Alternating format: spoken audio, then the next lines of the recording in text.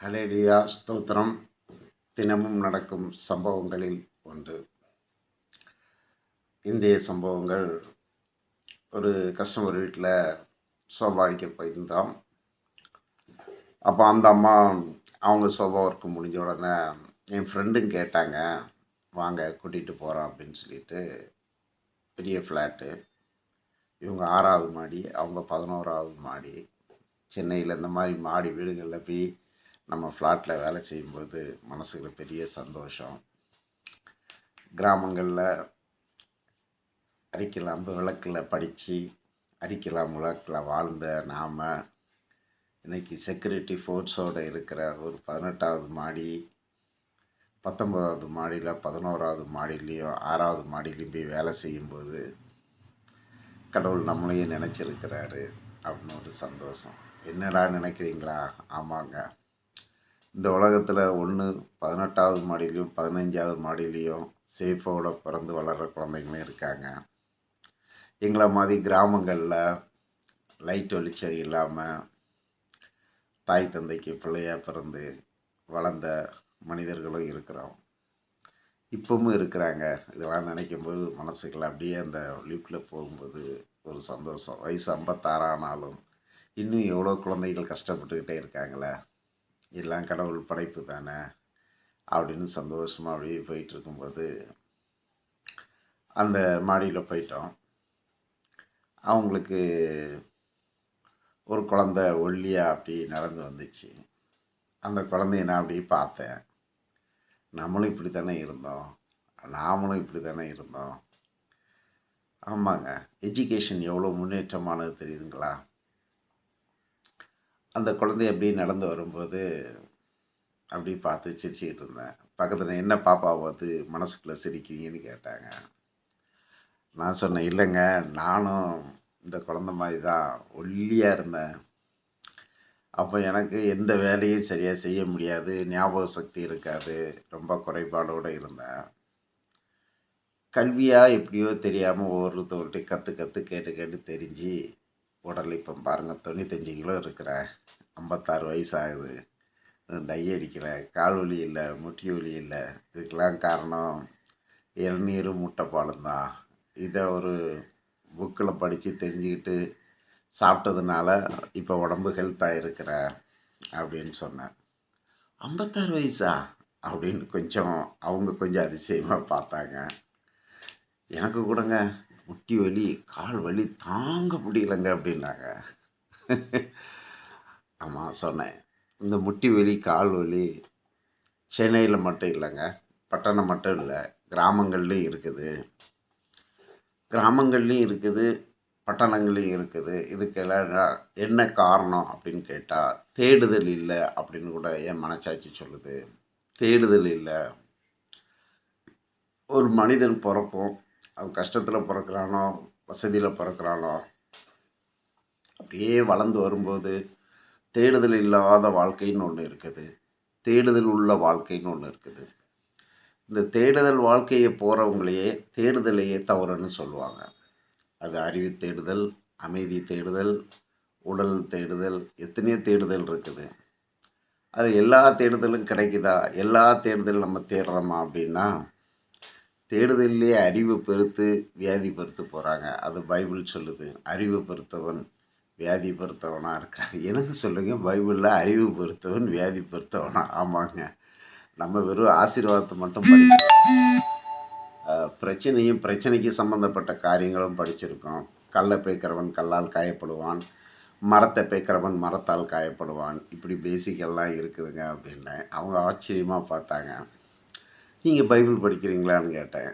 அந்த அம்மாவை நான் திருப்பி, நீங்கள் என்றைக்காவது பைபிள் படிச்சிருக்கீங்களான்னு கேட்டேன்.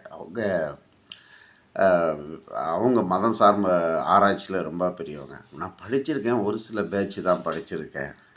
ஆனால் இந்த மதத்தை பற்றி குறை சொல்கிறதுல 1000 மைண்டுகளை வச்சுருக்காங்கிறது மட்டும் கொஞ்சம் தெரிஞ்சுக்கிட்டு, எங்கே போனாலும் நம்ம நடக்கையிலும் செய்கையிலையும் கரெக்டாக நடந்துக்கிட்டால் எந்த மதத்தை சார்ந்தவங்களும் நம்ம மேலே ரொம்ப அன்பாகிடுறாங்க. இப்போ சாப்டருக்கு வருவோம். அப்போ இந்த முட்டி வலி, கால் வலிக்கு காரணம் என்னங்க அப்படின்னு சொன்னீங்கன்னா, கிராமங்களில் இருக்கும்போது கூட அவங்க எதையோ தேடிக்கிட்டு இருப்பாங்க. இப்போ உதாரணத்துக்கு ஒரு 2 பொம்பளை பிள்ளையோ 3 பொம்பளை பிள்ளையோ தேடிட்டாங்கன்னா பெ பிறந்துச்சுன்னா கிராமங்களில் 6, 7 பிள்ளைகள்லாம் கூட பெற்றுக்கிடுவாங்க.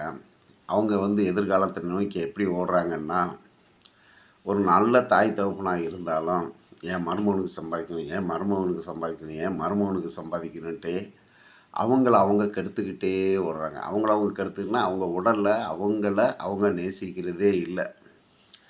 அவங்க 5 பிள்ளைய நான் தான் பெற்றுக்கிட்டேன், இது கடவுளுடைய படைப்பு அப்படி இல்லாமல் நானே கரை சேர்க்கணுங்கிற ஒரு பெரிய நுகத்தெரியான பாரத்தை தூக்கி கழுத்தில் வச்சுக்கிடுறாங்க. அது வச்சுக்கிறாங்களா வைக்கப்பட்டதா அது அப்பாற்பட்ட பிரச்சனை. அதே மாதிரி அந்த வீட்டு தலைவர்களோ நம்ம 5 பிள்ளைங்கள பெற்றுட்டோம், அதனால் நம்ம இப்படி தான் ஓடணும், நம்ம மருமக பிள்ளைங்களுக்கு சேர்த்து வைக்கணும்னு சொல்லி பெரிய நுகத்தறிய தலையில் வச்சுக்கிட்டு வாழ்க்கையை ஓட ஆரம்பிக்கிறாங்க. அதனால் அவங்க டைமிங் சாப்பிட மாட்டாங்க, டைமிங் தூங்க முடியாது, சந்தோஷம் இருக்காது, துக்கங்கள் இருக்கதோ, பணத்தை சேமித்து தன்னுடைய உடல்களை நஷ்டப்படுத்திக்கிட்டே வருவாங்க. அப்போ அந்த உடல்கள் வந்து ஒரு பர்ட்டிகுலர் ஏஜ் வரும்போது, அது லேடிஸாக இருந்தாலும் ஜென்ஸாக இருந்தாலும் முட்டி வலி, கால் வலி, இடுப்பு வலின்ட்டு சில வேதனைகளை அவங்களுக்கு கொடுக்குது. இந்த வேதனையிலேருந்து தப்பிக்கிறவங்க கிராமங்கள்லேயும் இருக்கிறாங்க, பட்டணங்கள்லையும் இருக்காங்க. அந்த பட்டணத்தில் வந்து பல பேர்கிட்ட கேட்டு தேடுதல் மூலம் தெரிஞ்சுக்கிட்டதில் நானும் ஒருத்தனாக இருந்ததுனால, நான் பெற்ற இன்பத்தை அவங்களுக்கு சொல்லணும்னு சொல்லிட்டு கொஞ்சம் சொல்ல ஆரம்பித்தேன். பொதுவாக லேடிஸ் இருந்து பொறுத்தளவு அதிக தேடல், ஒன்று தங்களுடைய உடலை தேடாமல் பொருளாதாரத்தை நோக்கியும் ஒரு வசதியான வாழ்க்கையை நோக்கியும் ஒரு வசதியான வாழ்விடத்தை நோக்கி அவங்க ஓடுறதுக்கு ஒரு நுகத்தடியை எடுத்து வச்சுக்கிறாங்க. காலையில் எந்திரிச்சிட்டு சில பெண்களை பார்ப்பேன், கிராமங்களானாலும் சரி பட்டணங்களானாலும் சரி, அதிகாலையிலே எந்திரிச்சு மார்க்க சம்பந்தமாக சில நடவடிக்கைகளை செய்கிறவங்களும் இருக்காங்க. மார்க்க சம்பந்தம் இல்லாமல் எக்ஸசைஸ் அது இதுன்னு ஓடுறவங்களும் இருக்காங்க. இவங்களுடைய உழைப்போ டைமோ பார்த்திங்கன்னா 12லேருந்து 14 hour hard work, hard mind work மாறிடுது. அப்போ அவங்க உடலுக்கு சரியான ரெஸ்ட்டு கிடைக்குதான்னு கேட்டால் கிடையாது. சரி, சாப்பாடு விஷயத்தில் வரப்போனோம்னா அவங்க டைமிங் சாப்பிடவே மாட்டாங்க. சில வீடுகளில் நான் கேட்கும்போது, சாப்பிட்டீங்களா? சாப்பாடு அப்படி தாங்க 10, 11 ஆகிடும்.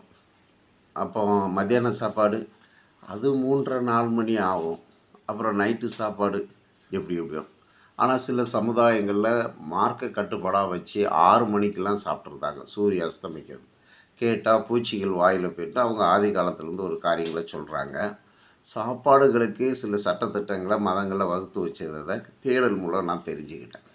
அப்போ இந்த ஜனங்கள்கிட்ட வந்து பார்த்திங்கன்னா சாப்பாட்டு டைமிங் கிடையாது, தூக்கம் டைமிங் கிடையாது. இது இல்லாமல் இயற்கையாக ஒவ்வொரு காரியங்கள் வரும்போது அவங்க உடல் ரீதியாக பாதிக்கப்படுறாங்க. இப்போது நானும் அந்த மாதிரி கிராமத்தில் வளரும்போது எங்கள் அம்மா, அப்பா, சொந்த பந்தங்களை பார்க்கும்போது அவங்களும் அப்படி தாங்க. அவங்க கிராமத்தில் இருந்தாலும் விவசாய வேலைக்கு போகிறதுனால கரெக்டான டைமில் சாப்பிட மாட்டாங்க. வெத்தலை போடுவாங்க, அதில் புகையில வச்சு போட்டுக்கிடுவாங்க. அந்த உமிழ் நீரை சாப்பிட்டு பல வியாதிகளுக்கு அடிமையாகிடுவாங்க. அவங்க சம்பாதிச்சு அவங்களே அவங்களுக்கு செலவு பண்ண முடியாமல் அதை மெடிக்கல் ரீதியாக பாதிக்கப்படுறதையும் பார்த்துருக்கோம். சென்னையில் ஒரு பேட் நியூஸும் கேள்விப்பட்டேன். அதாவது வாழ்வில் நடக்கிற விதத்தில் ஒரு அப்பாவுக்கு மெடிக்கல் செலவு அதிகமாகிடுச்சு. அப்போ மருமகளுக்கு அதை செலவு பண்ண முடியாத சூழ்நிலை. மருமகளுக்கு அப்பாவுக்கு சண்டை வந்திருக்கு. பையன் வந்திருக்காரு, கொஞ்சம் டென்ஷன் ஆனவர். என்னென்னு கேட்டோம்னா இந்த மாதிரி பிரச்சனைன்னு சொல்லி என்ன நினச்சதில்ல அவர் போய் சூசைட் பண்ணிக்கிட்டாராம். குடும்ப பிரச்சனை பெருசாக போய் அப்புறம் அவர்களுடைய பென்ஷனை வச்சுக்கிட்டும் மருமகளை வச்சுக்கிட்டும் அவர் கஷ்டப்படுறத ஒருத்தர் எனக்கு அடையாளம் காமிச்சாங்க. எனக்கே கஷ்டமாக போச்சு. ஏன் இப்படின்னு கேட்டிங்கன்னா அவங்க சரியாக சாப்பிடாமையும் சரியாக உடம்பை தேர்க்காமையும் இருக்கதே காரணம். அப்போ நம்ம டைமிங் சாப்பிடணும், டைமிங் தூங்கணும், நமக்காக நாம் கொஞ்சம் வாழணும், கொஞ்சம் எக்ஸசைஸ் எடுக்கணும், தேவையில்லாத தேடல்களை மைண்டில் ஏற்றிக்கிடக்கூடாது. இப்படி சில காரியங்களை கொஞ்சம் கொஞ்சம் எடுத்து சொல்லிக்கிட்டு இருந்தேன். இது 10 நிமிஷம் பேச்சு, ட்ரைனிங் பேச்சு, இதில் இவ்வளோ தான் பேச முடியும். ஒவ்வொரு பாட்டு ஒவ்வொரு பேசுகிறோம். அப்போ எல்லா வேதிகளுக்கும் அடிப்படை காரணம் நாமளே. நுகத்தடியை நாம் சுமக்கிறோம். நம்ம வேதங்களை நாடுவதில்லை, வேதங்கள் சொன்னால் நல்ல அறிவுகளை தேடுவதில்லை, வேதங்களை நாடுவோம், நல்ல அறிவுகளை தேடுவோம். அல்லேலூயா, ஆமென்.